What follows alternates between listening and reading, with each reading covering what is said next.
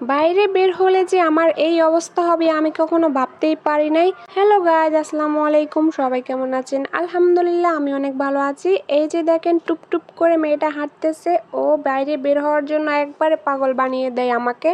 তো আমি ভাবলাম অনেকদিন বাসায় বসে আছি, বাসায় থাকতে থাকতে একবারে বোরিং হয়ে গেছি, তাই ভাবলাম একটু পাশেই একটা পার্ক আছে, ওখানে গিয়ে একটু ঘুরে আসি। পার্কটা আমাদের বাসার খুব কাছেই, তাইলে আমরা প্রতিদিন এখানে যেতে পারি, বাট যাওয়া হয় না সময়ের অভাবে। মেয়েটা সব সময় অসুস্থ থাকে, যার কারণে ডাক্তারের কাছে দৌড়ানো, বাসায় কাজ করা, সবকিছু সামলিয়ে পেরে উঠতে পারি না। তো যাই হোক, ঘোরাঘুরি করা কিন্তু ভালো, মাইন্ড ফ্রেশ থাকে। ঘোরাঘুরি করলে শরীর এবং মন দুইটাই ভালো থাকে। মনের ভিতরে যত উল্টা পাল্টা চিন্তা ভাবনা আছে সবকিছু কিছুক্ষণের জন্য হলেও ভুলে থাকতে পারবেন। বাইরের মনোরম পরিবেশ দেখলে মাইন্ড এমনি ফ্রেশ হয়ে যায়। জায়গাটা কিন্তু অনেক সুন্দর, চারপাশে গাছপালায় ঘেরা, অনেক সুন্দর একটা জায়গা। এটা হচ্ছে চিটাগং আগ্রাবাদ একটা পার্ক আছে, যেটা হচ্ছে জাম্বুরি পার্ক। পার্কটা কিন্তু অনেক সুন্দর, আমার অনেক ভালো লাগে। আমি বেশ কয়েকবার এখানে গিয়েছি। এটা নিয়ে আমার আরো 2-1টা ভিডিও দেওয়া আছে।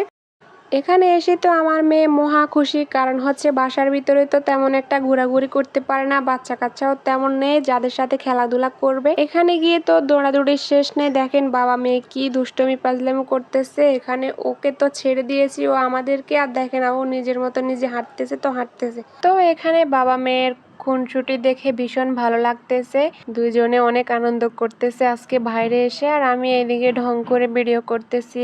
আর অনেকদিন পর বাইরে বের হওয়ার কারণে মনটা অনেক ভালো হয়ে গেল। চারদিকে এত সুন্দর পরিবেশ দেখে মন এমনিতেই ভালো হয়ে যায়।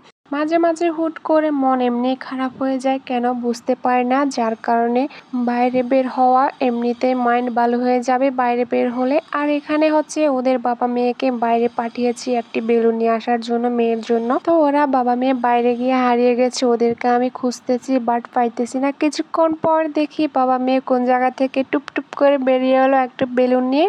দেখেন রেড কালারের একটি বেলুন নিয়ে আসছে, এখন এটা নিয়ে খেলবে আর আমাদেরকে চিনবে না, আমাদের কাছেও আসবে না ও এখন। আমি কয়েকবার হাত দিয়ে ধরতে চাইলাম, বাট আমাকে ওর হাত ধরতে দিতেছে না। পরে কিছুক্ষণ পর হাত ধরে একটু ঘোরাঘুরি করতেছি। তো আমরা ঘুরতে ঘুরতে অলরেডি বিকেল প্রায় শেষ, সন্ধ্যা নেমে এসেছে। কিছুক্ষণ পর বাসায় রওনা দিব। আর এখানে এসে একটা সমস্যার ভিতরে পড়লাম, ও এখানে এসে একটু ঘোরাঘুরি করার পর কোলে উঠে বসে আছে। কিছুক্ষণ ঘোরাঘুরি করে এরপর আর কোল থেকে নামতে চায় না। তো ওই ভিডিওগুলো করলাম না, বাচ্চাকে কোলে নিয়ে কতক্ষণ ঘোরা যায়। তো যাই হোক, কিছুক্ষণ কোলে নিয়ে ঘুরে কিছুক্ষণ বসেছিলাম। এরপর দেখি সন্ধ্যা হয়ে গেছে, এরপরে বাইরে বের হয়ে চলে আসলাম। দুজনে বাইরে এসে খাওয়া দাওয়া শেষ করে এরপর হচ্ছে বাসায় চলে যাব। বাচ্চা নিয়ে রাতের বেলা বেশিক্ষণ বাইরে থাকা ঠিক হবে না, তার জন্য বেশিক্ষণ আর ঘোরাঘুরি করলাম না। খাওয়া দাওয়া শেষ করে চলে গেলাম বাসায়। ওকে গাইজ, আল্লাহ হাফেজ, দেখা হবে অন্য কোনো ভিডিওতে। আল্লাহ হাফেজ।